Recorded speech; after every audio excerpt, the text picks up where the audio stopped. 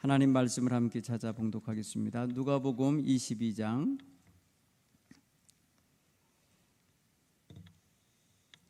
63절로 71절 말씀을 보겠습니다.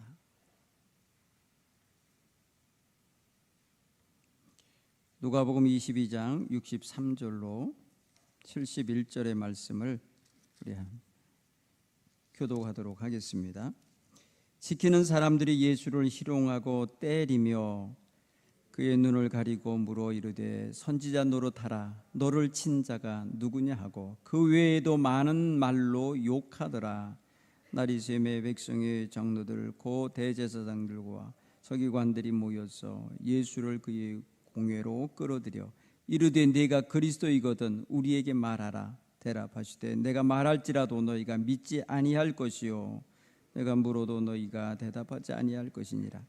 그러나 이제부터는 인자가 하늘의 권능의 우편에 앉아 있으리라 하시니 다 이르되 그러면 네가 하나님의 아들이냐. 대답하시되 너희들이 내가 그라고 말하고 있느니라. 다같이 그들이 이르되 어찌 더 증거를 요구하리요.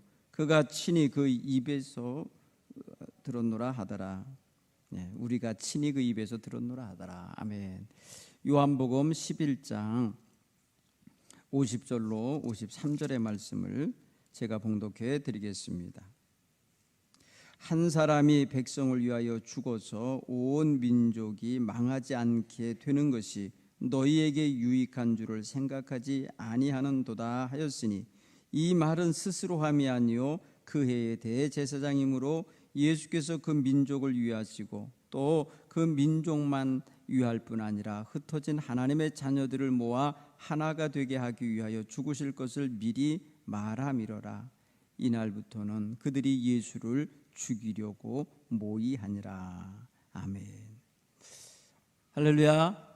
하나님의 은혜가 오늘도 새날 주신 하나님의 은혜가 여러분과 함께하는 복된 날이 되길 간절히 축원합니다. 우리가 흔히들 하는 말에 그래서 막 사납게 짖는 개를 보면은 저 개가 지금 두려움에 사로잡힌 개다, 겁을 먹은 거다 이렇게 표현해요. 겁먹은 개가 심하게 짖는다는 말을 우리는 알아요. 그게 아주 이 심리를, 개 심리를 아는 사람이 그렇게 파악을 해요. 여러분, 어떤 기세가 등등하게 막 하면 사람들이 겁을 먹고 물러서기도 하고 으르렁대니까 피하기도 하고 대충 보면은 그 사람과 거리를 두려고 하는 게 있어요. 지금 예수님께서 제자들과 함께 백성들을 두루 가르치며 다니실 때에 많은 백성들이 예수님을 따르고 예수님의 행하신 이적을 보고 믿고 예수님의 인기가 하늘을 치솟듯이 높아지고 있을 때에 한쪽에서 두려움을 느낀 자들이 있습니다. 한쪽에서 염려하고 굉장히 성가시게 생각하며 경계심을 발동시킨 이들이 있었습니다. 바로 그들이 당시의 기득권자들이에요. 당시의 백성들 우두머리들이에요. 당시에 자신들이 권위를 가지고 백성들을 통치하고 이끌고 또 리더해야 될 위치에 있다고 공인하고 있는 사람들이었어요. 이런 사람들이 갑자기 한 30여 살 먹은 젊은 청년이 백성들을 휘집고 다니고 있고 백성들의 마음을 다 빼앗고 있는 것 같은 느낌이 드니까 굉장히 경계심이 발동됐던 거예요. 예수에게 대세가 기울은 것 같은 느낌이 들었던 거예요. 동시에 자기들의 권위가 그냥 하루아침에 땅바닥에 떨어지는 것 같고 깨지는 것 같고 무너지는 것 같은 그런 위기감을 느낀 거예요. 왜냐하면 예수님의 가르침과 예수님의 행하심과 예수님의 그 모든 거침없는 행동이 당시의 백성들에게 아주 억눌려 있고 답답하고 말을 해야 되는데 말을 못하겠고 하는 것을 예수님이 대신 말해주고 있고 예수님이 대신 그 모든 것들을 그냥 꺾어내고 있고 물리치고 있고 당당하게 서 있는 게 너무 좋았던 거예요. 한번 여러분 생각을 해보세요. 당시의 권위자들, 당시의 모든 것을 책임지면서 이끌고 했던 그런 종교 지도자들은 굉장히 경직된 틀 속에서 백성들을 율법으로 묶어놓고 율법에 짐을 지우고 율법에 따라서 살 것을 강요하며 그렇게 힘들게 만들었어요. 가뜩이나 생활도 어렵고 가뜩이나 지금 로마 정부에 의해 짓눌리고 있고 아주 무거운 세금을 내야 되고 여러 가지로 어려운데, 이거 정신적으로 영적으로 위로를 받고 새 힘을 얻고 돌봄을 받아야 되는 이 종교 지도자들에게까지 억눌리고 답답하게 이끌림을 당할 때 얼마나 힘들었겠어요. 당시에 예수님이 그들의 모습을 볼 때에 백성들은 측은지심으로 보게 됐어요. 마치 양떼 없는, 목자 없는 양떼같이 보였습니다. 불쌍해 보이셨어요. 예수님이 당시에 백성들을 볼 때 호화호식하고 정말 걱정 근심 없이 살아가는 백성으로 보지 않으셨어요. 마치 목자 없는 양같이 정말 유리방황하고 있는 그런 불쌍한 영혼들로 보셨다고요. 동시에 그들의 지도자들에 대해서는요, 엄청나게 악한 자들로 보고 계셨어요. 회칠한 무덤이라고 그러고 독사의 새끼들이라고 그러고요, 여러 가지로 말했을 때 당시의 지도자들이 얼마나 외식하고 얼마나 형식적이고 얼마나 종교적인 틀과 권위를 가지고 백성들 위에 군림하고 지배하고 있었는지를 볼 때에 예수님은 아주 신랄하게 그들을 비판하셨어요. 여러분, 백성을 대하는 태도하고 백성의 지도자를 대하는 태도가 예수님이 확연히 달랐어요. 왜 그럴 수밖에 없었겠습니까? 백성들은 사실 말이에요, 이끌어가는 이 목자에 의해서 이끌림을 받는 양떼들이기 때문에 사실 전체를 못 보고 정말 어떻게 보면 말 그대로 정말 양 같은 존재들이기 때문에 누가 인도하느냐, 어떻게 인도하느냐, 어디로 인도하느냐가 굉장히 중요한 걸 예수님은 아시거든요. 그런데 지도자들이 당시에 너무나도 엉망인 거예요. 너무나도 지금 말입니다, 방향 모르게 가고 있는 거예요. 자기들 편한 대로 행동하고 있고 편한 대로 결정하고 있고 편한 대로 백성들을 짓누르고 있는 거예요. 그래서 하다못해 말입니다, 성전에서 장사까지 하게 만든 거예요. 성전에 와서 말입니다, 짐승을 팔고 말입니다, 비둘기를 팔고 그 돈을 받고는 환전소를 만들어주고 막 이러면서 말이에요, 하나님의 성전을 완전히 강도의 구려를 만들어내는 모습까지 가고 있는 거예요. 그리고 모든 성경 율법의 해석을 자기네들 편한 대로 하는 거예요. 하나님이 본래 주신 뜻대로 해석을 하지 않고 본래 준 대로 가르치지 않으니까 예수님은 그 모든 가르침에 대하여 반대급부로 말씀을 하신 게 많아요. 너희가 성경을 이렇게 읽었고 이렇게 배웠고 이렇게 들었지만은 나는 너희에게 이렇게 말하노라 하면서 말씀하신다고요. 여러분, 예수님의 가르침이 당시의 백성들에게 굉장히 신선했습니다. 한 번도 들어보지 못한 말씀이고 율법을 그렇게 해석하고 그렇게 눈을 열어주니까 너무 좋았던 거예요. 그래서 예수님의 말씀이 권위 있었고요, 다른 어떤 서기관들의 가르침과 달랐다고 말하잖아요. 그 예수님의 가르침에서 벌써 백성들 지도자인 서기관들의 가르침과 확연히 차이가 나고, 예수님의 강의는 아주 그냥 차고 넘치는 인기 있는 강의인데 반해서 이 서기관이 하는 율법 강의는 사람들이 회피하고 그래 싫어하는 거예요. 그러니까 얼마나 힘들겠어요. 그러니 저들의 마음속에는 몇 가지의 경계심이 발동했습니다. 첫째는 자신들의 권위가 땅바닥에 떨어지고 있는 것에 대해 경계심을 냈어요. 여러분, 예수님께서 성전에 올라오셔서 성전에 장사하는 자들을 내치고 쫓아내고 환전상들의 상을 뒤엎고 다 몰아내고 이곳에는 하나님께 기도하는 곳이지 장사하는 곳이 아님을 선포했을 때에 백성의 지도자들이 차고 와서 당신 누구가 준 권위를 갖고 이해하느냐, 무슨 권세로 이 일을 하느냐, 이 권세를 누가 줬냐 따지고 물었어요. 여러분, 그날 이후 저들은요 예수님을 죽이기로 작정을 합니다.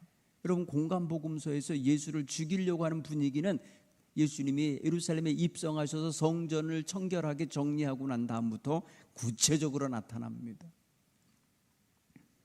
요한복음은 조금 다르게 나오는 게 있어요. 요한복음에서는 말입니다, 예수님께서 백성들 앞에 물론 요한복음은 시대의 그 순서대로, 시간 순서대로 성경이 기록되어 있질 않아요. 이 요한복음의 이야기는 왔다 갔다 섞여 있어요. 3년의 이야기가 섞여 있어요. 근데 예수님을 죽이려고 하던 시대의 상황은 무엇이 저들의 마음에 두려움으로 깔려 있냐면요, 여러분 요한복음 11장 48절에 보면 이렇게 말해요. 만일 그를 이대로 내두면 모든 사람이 그를 믿을 것이요. 여러분 이게 뭐예요? 유대 종교 지도자들이 예수를 죽이려고 마음 먹을 때에 그 뒤에 뭐가 있었느냐? 이 사람을 그냥 놔두면은 백성들이 다 그를 믿을 것이요. 그러니까 백성들이 예수를 다 믿고 따라갈까 봐 겁내고 있어요. 예수님을 따라가는 거 곧 메시아로 만들어 버릴까 봐 걱정을 하고 있는 거예요. 그렇기 때문에 이렇게 되면 무슨 일이 벌어지느냐? 한 사람에 의하여 힘이 강하게 몰려서 이렇게 사람들이 몰려다니고 막 이러면 뭐가 일어날 수 있겠다 생각하면 그 힘으로 인해서 로마인들을 상대로 반란이 일어날까 봐, 독립전쟁이 일어나든지 뭐 반란이 일어날까 봐 이런 것도 경계하고 있어요. 왜냐하면 예수님 이전에 벌써 여러 사람이 내 자칭 메시아라고 하고 나타나가지고 그런 일을 했단 말이에요. 그렇기 때문에 예수님이 지금 많은 사람들, 모든 사람이 믿을 지경에 된 거예요. 많은 사람들이 따라오게 되고 있어요. 많은 사람들이 인기가 있어요. 그러니까 말입니다, 인기 있는 것 그 자체에도 이미 그들은 시기심이 있었어요. 질투가 났어요. 여러분 자기들의 말은요 그냥 콧방귀도 안 끼는 것 같은데 예수의 말을 듣기 위해서는 막 들로 산으로 쫓아다니고 밥을 안 먹고도 쫓아다니고 몇 날 며칠이고 쫓아다니고 그러니까 얼마나 신경이 쓰였겠어요. 그리고 그 무리가 한두 명이 아니고 한 번 가면 수천 명씩 몰려다니니까 이게 굉장히 경계한 거예요. 그래서 시기 질투도 경계심의 하나의 원인이 되지만 더 그들이 원인이 되는 게 뭐냐, 로마 정부로부터 자기네들이 자치 통치권 일부를 가진 게 있어요. 그 종교에 대한 거, 그런 것들은요 어떻게 보면은 이렇게 유대 지도자들이 차지하고 있었어요. 사내들인 공유회라는 사람들이 결정을 하면은 그걸로 백성들을 내치를 했단 말이에요. 로마 정부는요 세금을 걷어가고 군사적인 거 치안에 대한 것을 담당했다면요 그 나머지 말이에요 백성들의 생활과 그들을 유지시키고 하는 이런 일들은, 종교적인 일들, 사회적인 일들은 유대 종교 지도자들이 권위를 갖고 했단 말이죠. 그런데 여러분 로마 병사들이, 로마 군인들이 봤을 때 이거 심각하다라고 여기면 뭔 일이 벌어지겠느냐? 짓밟으러 더 들어올 거라는 거예요. 군인들이 막 확 들어와 갖고 이 민족과 이 땅을 빼앗아 가게 되리라. 이건 뭐예요? 완전히 우리를 다 땅도 민족도 뺏어가게 될 위기에 처할 거다. 이건 뭐예요? 정치적인 문제예요. 군사적인 문제로 비화될 것 같다 이거예요. 예수 무리가 돌아다니는 것 때문에 여러분 선동이 일어날 수 있고요, 반란이 일어날 수 있고요, 사회에 무리가 일어날 수 있고요, 대정부 뭐랄까요, 로마 정부를 향하는 반란이 일어날 수 있을 거라고 이렇게 염려하며 경계한 점이 강합니다. 그래서 당시의 대제사장인 가야바가 이렇게 말합니다. 자기도 알지 못한 채 말을 해요. 자기 입에서 나온 말이에요. 뭐냐, 이 한 사람만 죽이면 없애면 돼.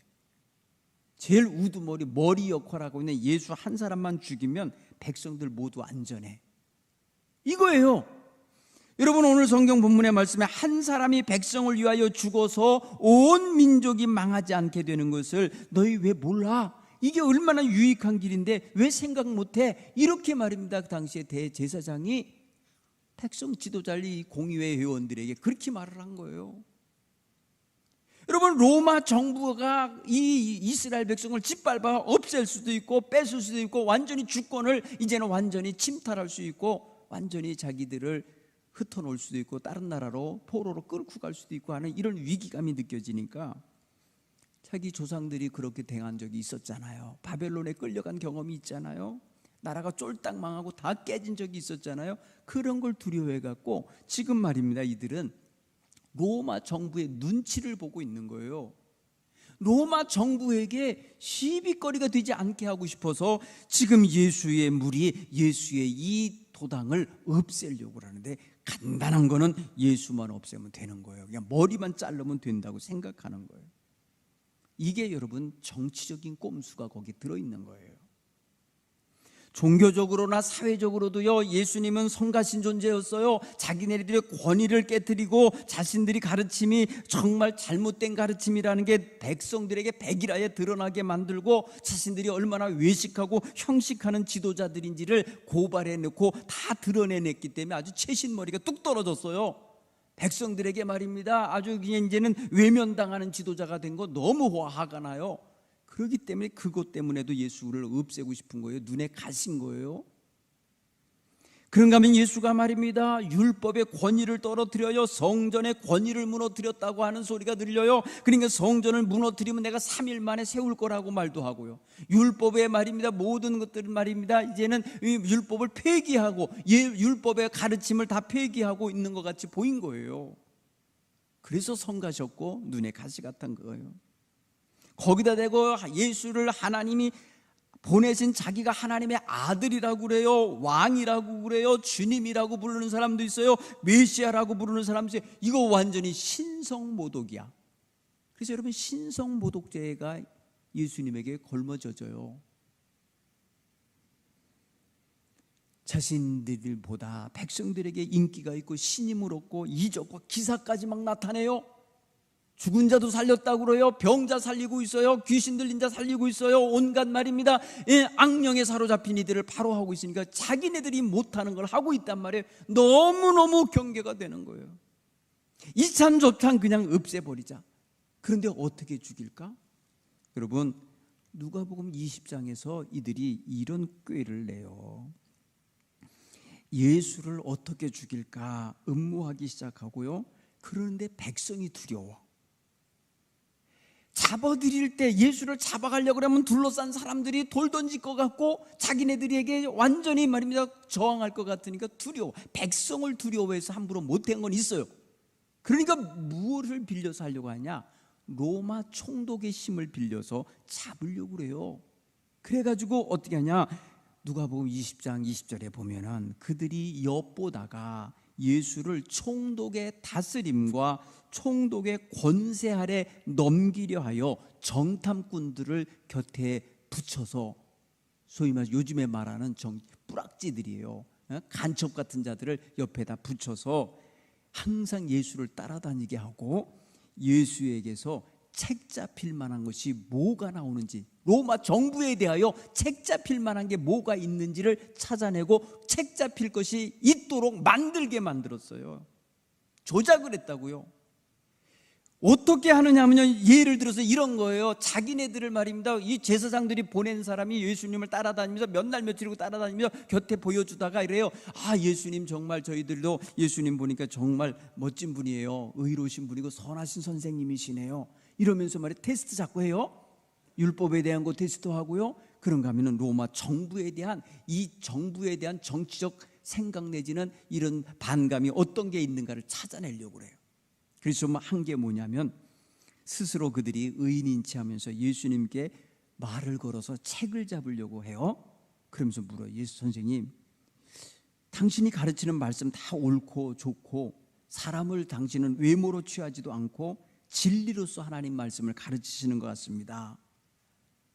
선생님, 우리가 로마 총독의 황제에게, 가이사에게 세금을 바치는 게 좋습니까? 바치지 않는 게 좋습니까? 여러분, 굉장히 중요한 걸 물어본 거예요. 아주 민감한 걸 물어본 거예요. 이게 뭐 때문이라 그러는 거예요? 총독의 다스림과 그 권세 아래 넘기기 위하여 정치적인 죄목을 만들어내는 거예요. 그를 말입니다, 이 로마 정부에 대해서 대항하는 태도, 대항하는 정신, 대항하는 말을 할 수 있게 만들려고 그러는 거예요.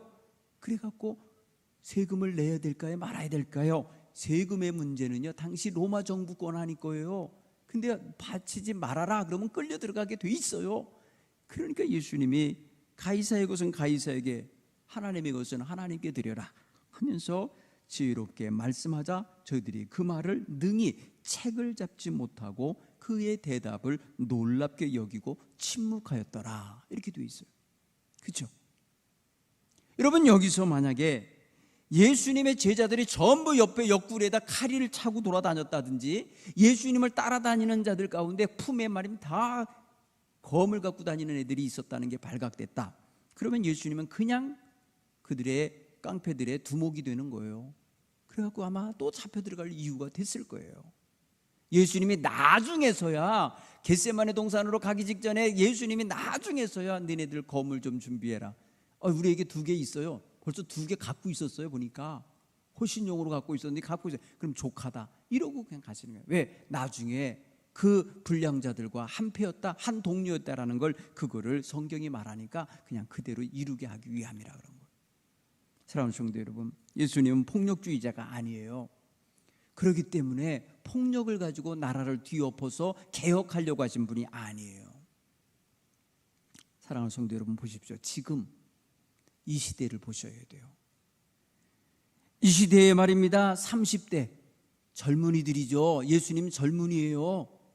당시에 예수님의 눈은요, 청년이에요. 청년. 그렇죠? 청년의 눈으로 당시의 기득권자를 봤을 때 너무 엉망인 거예요.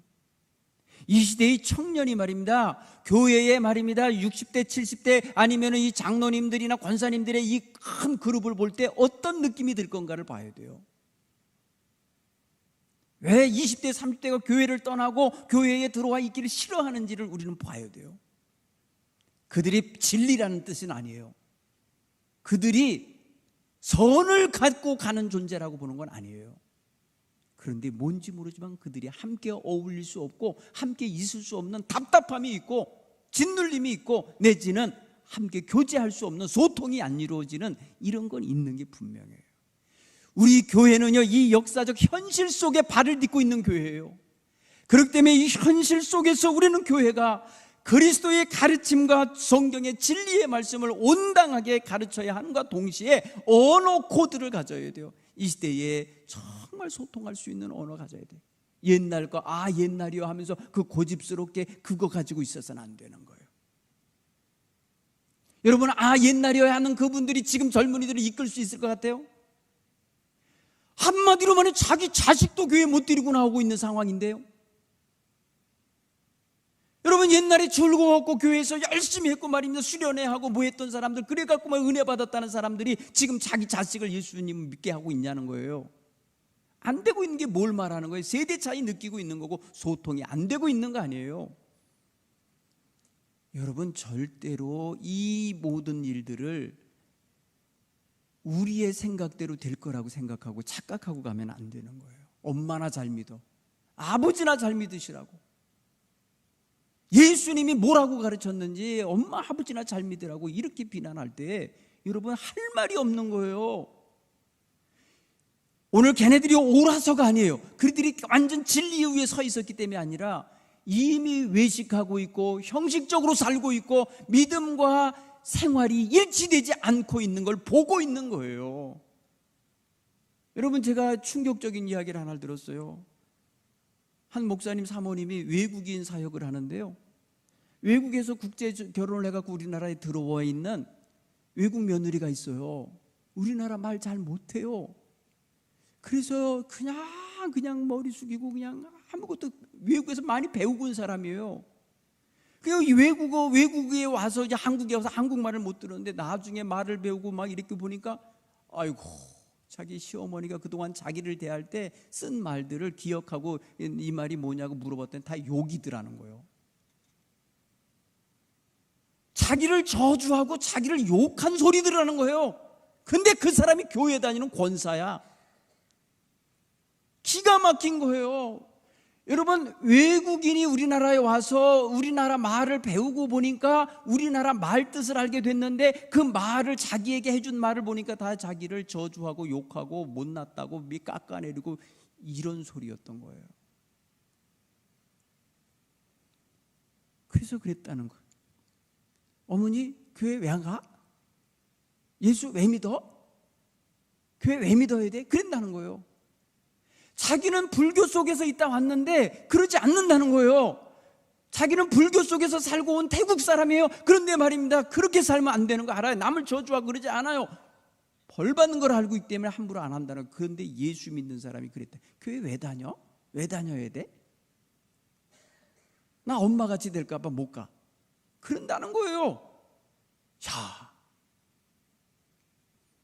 이런 교회는 죽어야 돼요. 이렇게 교인을 길러내는 교회는 죽어도 없어져도 괜찮아요. 여러분, 교인이 변하지 않는 성도들만 가득 차 있는 교회가 무슨 교회입니까? 그리스도는 전혀 빛나지도 않고 그리스도의 사랑은 전혀 나타나지 않고 그리스도의 복음에 합당한 삶은 없는 그런 교인들만 뭉쳐있는 데라면 그런 교회가 뭐로 필요해요? 없어져야지. 차라리 교회라는 이름을 안 들어야 예수 영광 가리지 않을 거 아닙니까? 여러분, 오늘 우리가 보셔야 돼요. 그러면서 그거 안 따르면 저주받을 자로 말하면 되겠어요? 자기들이 신앙과 삶이 일치되지 않는 건 돌아보지 않고 왜 안 따르냐고, 왜 안 오느냐고. 여러분, 이게 안 통하는 거예요. 사랑하는 성도들, 요즘에 말입니다, 20, 30대의 젊은 엄마 아버지들은요, 자식을 위해서는 죽을 수 있어도 예수를 위해서는 죽지 않아요. 자식들이 놀러 가는 것이 숙제라고 그러면요, 놀러는 가도요 교회 안 와요. 어디 현장 학습 가야 되는 게 숙제인 게 숙제하러는 가도요 교회에 와서 하나님에 대한 신앙의 그 정결한 시간 안 가져요. 이걸 아셔야 돼요. 여러분, 이런 세대에게 정말 이제 하나님 앞에서 죄짓지 아니하고 거룩하게 산다, 그것에 대한 개념을 말입니다 바로 세워준다는 게 이게 얼마나 어렵겠어요. 예수의 가르침대로 살아야 된다는 걸 말하는 게 말로만 해서는 되겠습니까? 여러분, 먼저 믿은 사람들이 예수의 삶의 정신을 가지고 정말 보혈의 공로가 막 뚝뚝 떨어지게 살아야 되는 거 아니에요? 우리의 삶 속에서 정말 그리스도의 빛이 드러나게 살아야 되는 거예요. 그래서 우리로 하여금 주님을 믿는 사람들이 어떻게 사는지를 세상 사람들이 알게 해야 되는 거예요. 여러분, 당시에 예수님의 삶과 예수님의 가르침과 기득권 속에서 가르치고 있었던 이 종교 지도자들의 삶은 확연히 구별이 됐던 거예요. 그래서 예수님을 따르는 백성이 많았고 예수님을 찾아오게 되었고 예수님 앞에 오기만 하면 그 마음에 후련함을 얻었고 예수님 앞에 오면 그의 삶의 문제들과 그의 아픔이 위로받고 새 힘을 얻게 됐던 거예요. 사랑하는 성도 여러분, 우리가 굉장히 지금 위기 속에 있어요.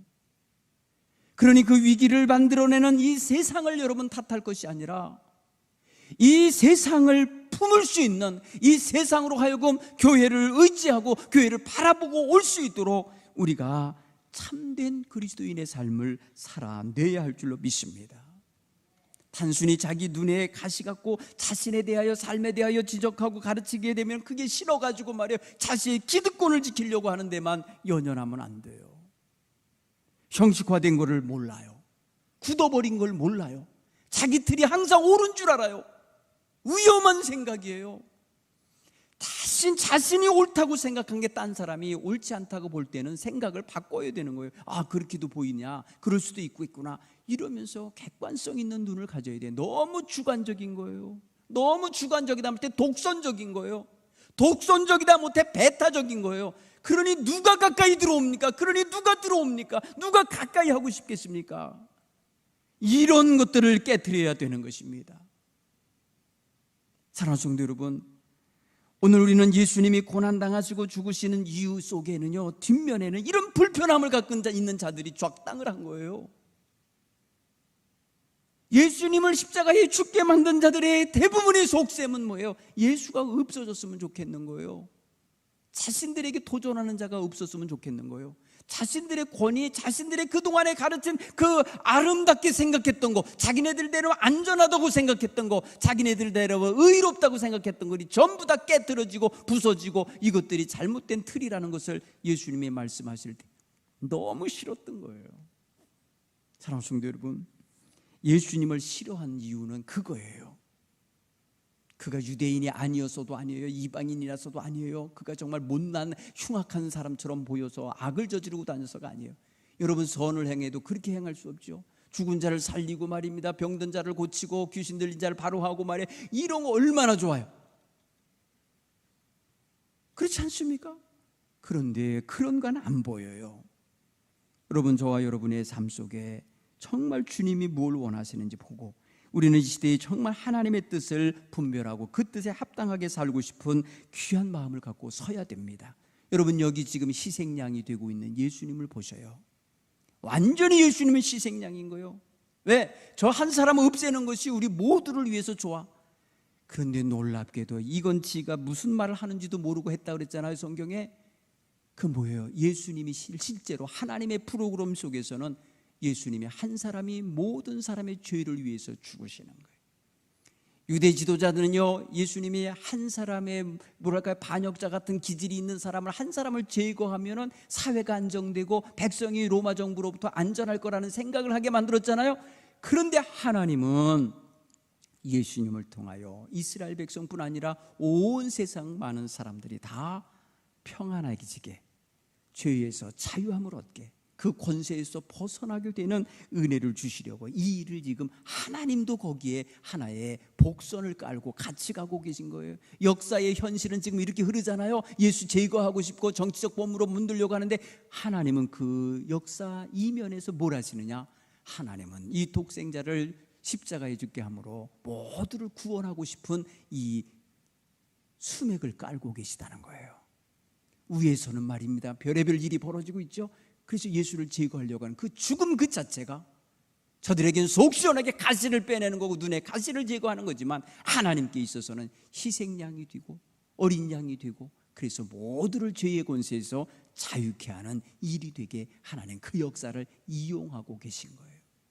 사랑하는 성도 여러분, 오늘 예수님을 보세요. 정치적으로나 사회적으로나 종교적으로 희생양이 되는 그런 모습도 있지만, 하나님께서 그 무지몽매하고 자신들의 위치도 알지 못하고 방향도 알지 못하고 삶을 보지 못하는 죄악 가운데 뭉쳐있는 백성들을 구원하시려고 지금 예수님을 사용하고 계신 것을 보시기 바랍니다. 그리고 그 눈이 열려서 우리 자신을 보아서 지금 우리 때문에 예수님이 무슨 기도를 하시고 어떤 가르침을 가르치시고 어느 방향으로 이끌고 계신지도 볼 수 있는 눈이 열리길 간절히 축원합니다. 우리 찬송가 250장 한번 다시 부르고 함께 결단하며 기도하겠습니다.